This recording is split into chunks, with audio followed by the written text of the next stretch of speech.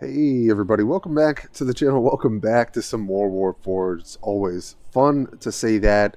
As you guys know, I've been putting a lot of effort into Shadowverse Worlds Beyond, been having a lot of fun with that. But I was very excited to see a big patch with a lot of different buffs coming into Warpforge for the new season. We've also got a reinforcement coming for the Eldar very soon with like the cool spider queen thing. I'm not really sure exactly with the lore and who that is, but I think a lot of people are excited. I am. I always thought warp spiders and banshees were just generally cool in the Warhammer 40k universe. So I'm really excited for that. But I had to give my Unga Bunga Chaos deck a bit of a shout out here. Haarken's always had such a funny role in this game, right? Like people just like meme about him all the time, and has gone through, I think, one change, and then kind of just like no one ever picked him up again. But I am having so much fun with this warlord, and I genuinely think it's pretty competitive. It has some really crazy matchup spread because anything that is remotely trying to go wide or trade with like these small little value things, thinking about Astra Militarum, at times even Ultramarines with some of the ground flankers, where they've got like a body left over that's very low health. Blast 2 is pretty good. And then when you get to make different guys on top of it, potentially multiple in the same turn, this Haarken's doing a lot of work, which is something I thought I would never say. So yeah, very, very happy to be here, excited to be here. I'm definitely going to try my best to do some coverage of the raid event and, whatever else we get from Eldar. I'll be very excited to see some new cards, whether through reveals or if they just put it out there next week. There would definitely be a little bit of an uptick on Warpforge content.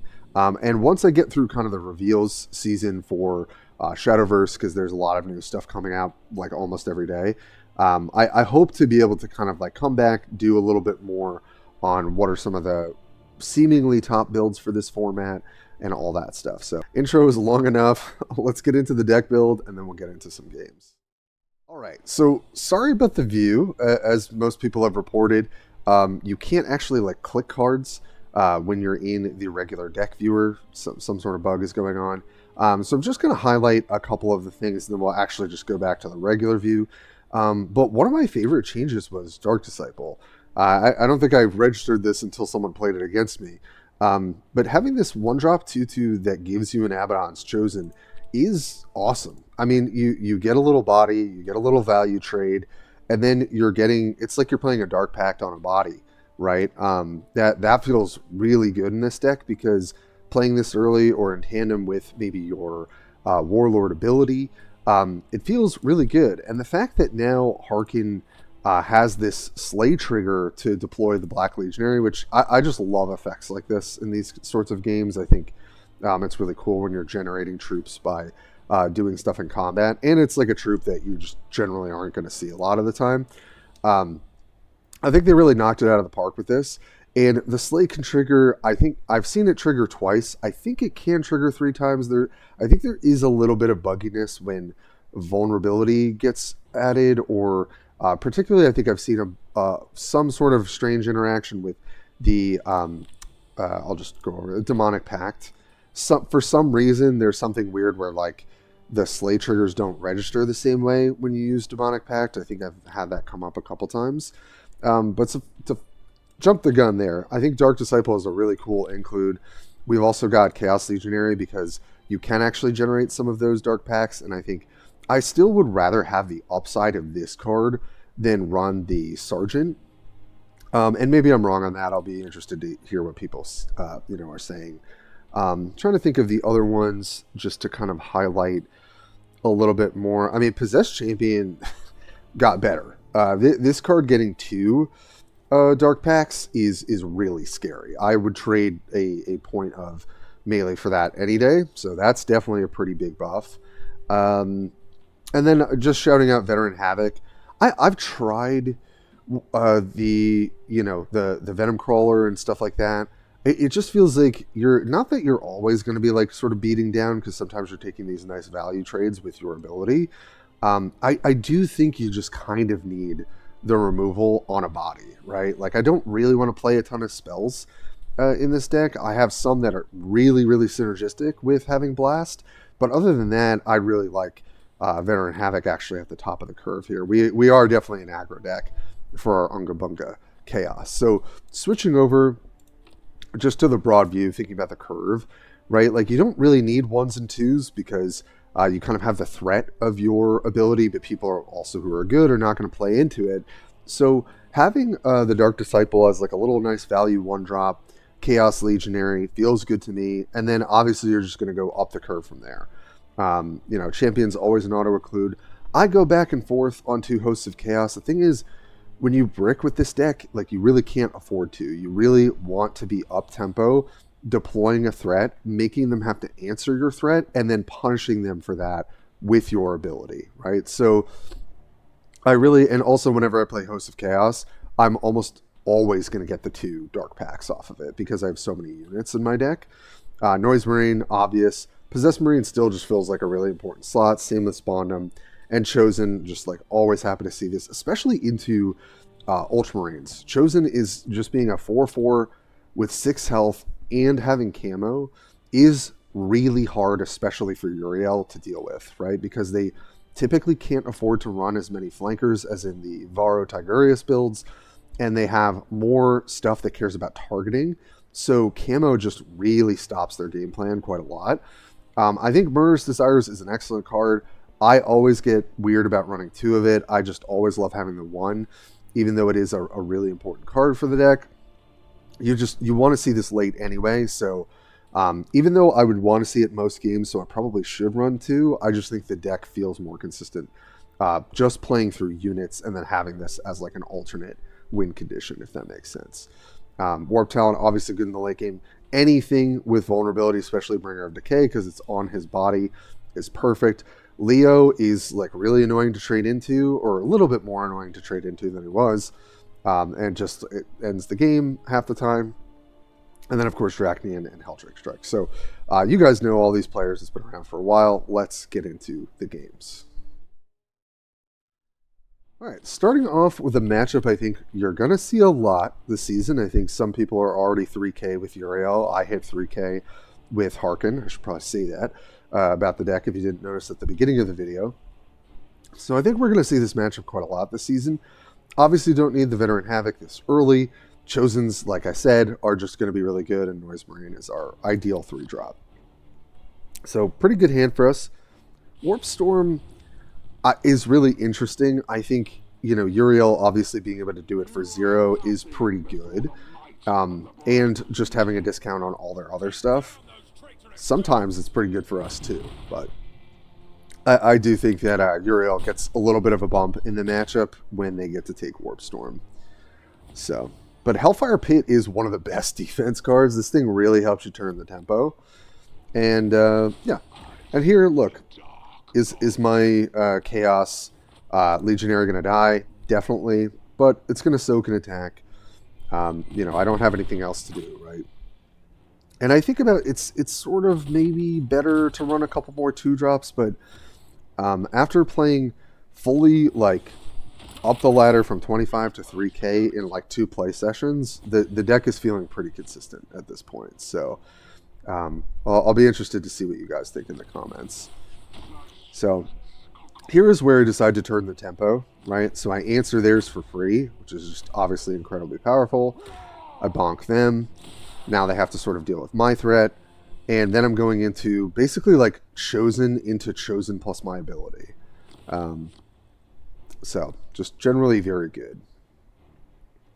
But they've got Devastator Doctrine. Really, really great addition to Uriel. Allows them to clear something and keep dealing damage. Just a very solid card for the deck. But we're still up tempo, right? Because they use their whole turn to answer our board. We're going to always hit Dark Pact of Fate, pretty much. And I choose not to attack, right? Because I am only 1 health behind. I do have a body, but I find that because you're Hellspear Assault, right, is you attacking. Your life is an important resource, right? Yeah, and I'm trying to remember what happens here. Sort of interesting that they didn't scout pinging this so that they could clear here if they had Codex, but I guess they didn't have Codex, and so that's why they did that. So really happy to see this, right? I just kind of take the clear here and just say, okay, let me play my Chosen, and because I have a discounted Hellspear Assault, right, I kind of get to live the dream here, which is take a little bit less damage, right, because I get to attack the Scout, play another annoying threat that they have to deal with, right? And we get another body. I mean, this is just such a good spot to be in. And it was part of the defense card that allowed us to turn the tempo. So yeah, their follow-up here just doesn't really matter. They just have to kind of play something that we need to clear. And that's annoying, but it's not really going to sway us from hitting them for a lot this turn.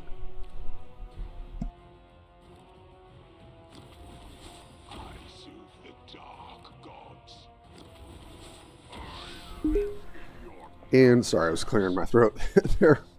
All this getting up early to do these videos. Yeah, just take the huge value play here. I was hoping the 2 would hit Uriel, but it is what it is. Just trade in my Chaos Spawn there, and then hit for 11. And then I choose not to hit here, right? Because the way that I lose this game is Humanity's Shield plus a bunch of stuff that I can't get through. It's not likely that I lose from this position, but really one of the few ways I could is that they Humanity's Shield like burn me to the face, like they're doing right now, and then I can't finish them, and then they finish me. So at this point, the game is over, right? Whether they clear either of these, they're dead, and that gives us the win overall. So definitely how you want to play this matchup, especially with these different offense-defense cards. Here we've got a game against Lucius. I will say, played a bunch of Lucius on ladder, and generally it's pretty favorable for Haarken. But I'll be interested to see what you guys think so far. So yeah, I think pretty easy mulls here, right? Keep a 2-drop, try and hit some other stuff, and we actually hit some pretty good stuff. Taking the Cacophonic Surge, I think is just generally good. Yes, we have melee flankers, but they have to have effective flankers to deal with our threats.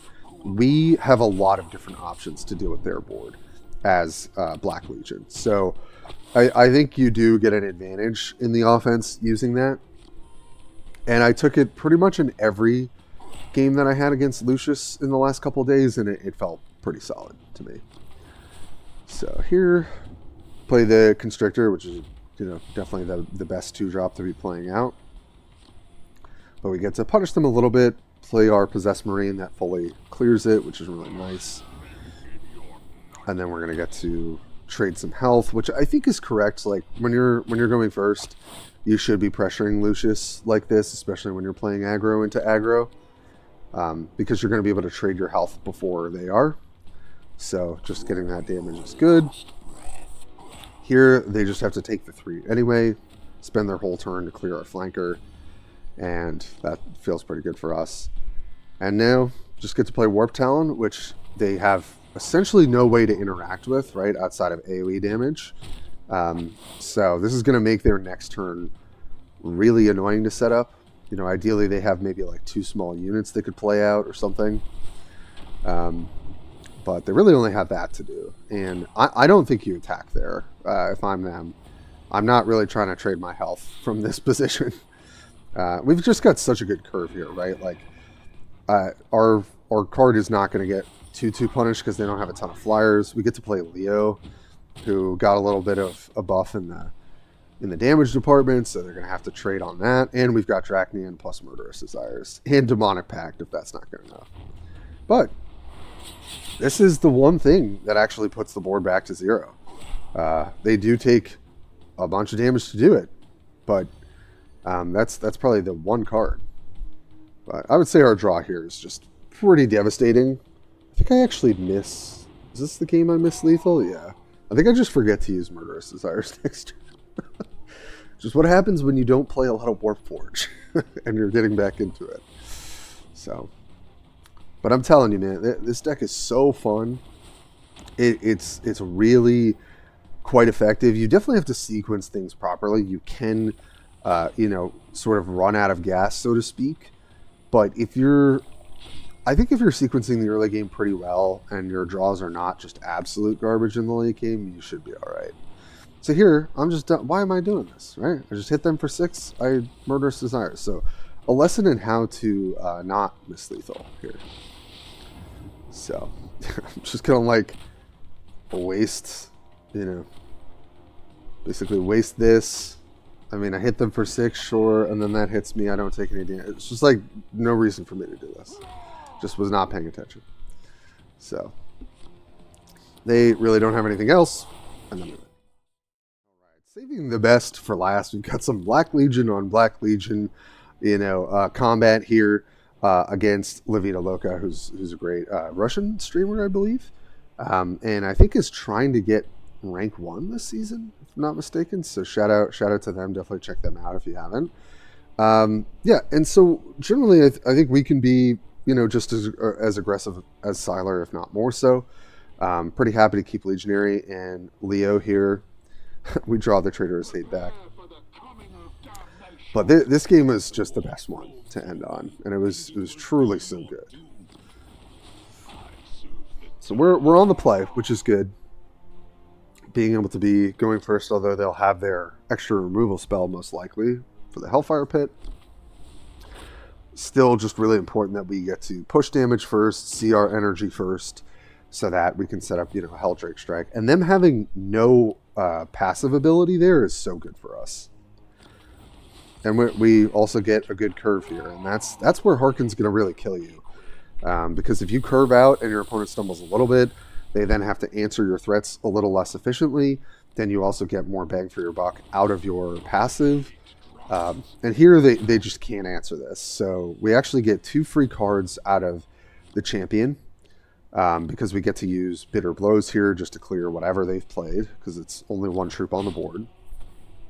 And I'm just going to hit and leave this up, right? Draw an extra Legionary, which is great. I mean, more gas for the fire going into the mid game is exactly what I would love to have. But Levita plays this really, really well throughout the game, and it's pretty scary. So good follow-up here. I can't interact with their stealth, but thankfully the best answer to stealth is your own stealth. So play Warp Talent, and I choose not to attack here, which is very vital. Not going to trade health when I know I'm going to get hit like a truck this next turn. So just need to be careful. Solid turn for them, the Dark Oratory. Here is just also, this was well played. Because now they've got 2 different, threats that I'm going to have to chew through to get to their face. And so really the most efficient thing here is Zealot Legionary plus my ability for Warp Talon, and then trade my Warp Talon, sadly, into their Noise Marine. But this is kind of what you want as Haarken, right? It's like they have to play to board. Eventually, you're going to get a really nice value trade here. I take 0. I get a 3/3. That feels really good. Life totals are even. Traitorous Hate's fine. I mean, we both have probably the same amount of burn in our decks. But, really good that our opponent's still taking damage, trying to clear things. And then a second Warp Talent. So this is where you have to kind of say to yourself, like, what are the odds I'm dead here? And I think if there's a Warp Talent on board and you're at 15, the odds are extremely high, right? Because whether it's Murderous Desires or a combination of buffs, plus from Sylar ability and hitting face, like you're gonna die, right? So I pretty much have to Demonic Pact here, and then just hope I can close out the game after that, because otherwise it's gonna get really, really messy. And then here I choose to Traitorous Hate instead of using my ability, because then I save myself 2 health, right? So I'm going to get to deal 4 to them this turn, basically negate their Warp Talon, and then hit them. Now, if they have the card I just played, this is going to get a lot scarier. So they go for the value play here. which honestly I'm pretty happy to see, because there's almost no way that thing's not dying with Vulnerable 2 on it. And then they play Possessed Champion, which can't really do anything. So we're really happy to see this follow-up. It's not hard for us to make quick work of what they've got here. You know, sadly, we don't have lethal, right? But we, again, have a really nice value trade with this Legionary that's going to allow us to clear both units, get the double slay trigger, and hope that we're not dead to whatever they've got. But it's still just a really efficient thing here. Right, we just got like 2 troops for just attacking. It's pretty insane. And there's the Demonic Pact. So this is where I'm like, oh, I could just be dead here easily. They get to Traitors Hate us. They get to hit us down to 7. Just a really, really good Chaos game. Actually, right, they get to hit us for 4 here, heal up. And the life totals are completely evened up. And we can't do anything to them this turn, right? So first things first, Hosts of Chaos, right? Let's try and dig for some Dark Pacts. Let's try and stabilize with, and we hit the double Abaddon's Chosen, which is excellent. And here I can just take a boatload of health and give this, you know, give that Vanguard. So that to me is the best play here, right? Just try and big Vanguard threat. It's got camo, right? As long as they don't somehow have a bunch of burn to my face, which obviously could be like Helldrake Strike, whatever, then hopefully we're fine. And so here I'm like, oh, this is looking pretty bad. I don't love this. But then the Infernal Gaze hits me. But they actually can't clear this without hitting with their face. And we've got the recipe to close things out here. So take 4, go to 1. And as long as we just remove the Plague Marine, we win. But obviously, an incredibly close game here, right? Such a good one to end the video on against a really good player. So, GG's, Levita. All right, folks, that's what I've got for you today, the Unga Bunga Chaos Special. You definitely have to think about the deck, but Haarken is a lot more powered up. And when you play into anything that just has to play to the board to get an advantage, also even playing into stealth units, right? Having the blast plus the vulnerability makes it actually pretty hard as Eldar aggro when they play their like 2-3 health stuff as well. I think Haarken is going to be one of the decks to beat this meta. I think Swarmlord's also up there with a different, more of the stealth version. I think Ultramarines didn't see any nerfs. They're definitely going to be pretty dominant. So those are probably like 3 of my favorite decks that I'll be running this season. Not really sure what the 4th will be. Maybe it'll be Eldar with some cool new cards. So if you really want like one of the easier 3K climbs, starting off your legendary grind, this season, whether you're trying to hit leaderboard or just keep your 3K to stay in legendary, I would definitely play this deck. So I know that other folks have been putting out deck guides on this, so that's awesome. It's clear that Haarken is going to be a menace this season, and honestly, the satisfaction of like killing stuff and then generating units is a little chaotically fun, shall I say? Thanks for sticking with me from the Warpforge community. I know it's been a bit slow around here, but I'm hoping to have some more stuff to talk about and to work on very soon. So, as always, thanks for being here, sticking with me, and I'll catch you guys next time.